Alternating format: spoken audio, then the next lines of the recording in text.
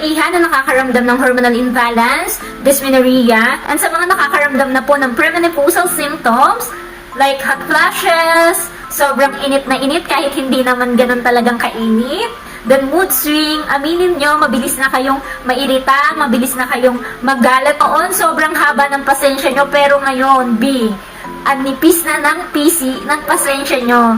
Kasi nga, meron na kayong mood swing. O, di ba?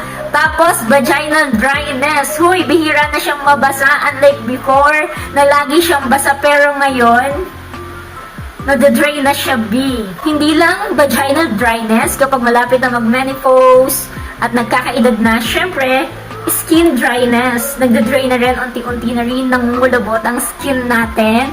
Isa na rin yan sa symptoms na malapit ng mag-menopause. Tapos, sumasakit-sakit na yung mga joint, mga muscles. At isa pa is sleep problem, nahihirapan ng makagawa ng tulog. So, ayun na nga po yung mga premenopausal symptoms na nararamdaman nyo. Isa nga po ito sa mga nire-reseta ng OB para nga po malesen yung dysmenorrhea, hormonal imbalance, and premenopausal symptoms. And nire-reseta din po ito sa mga buntis na malapit na pong mag-labor.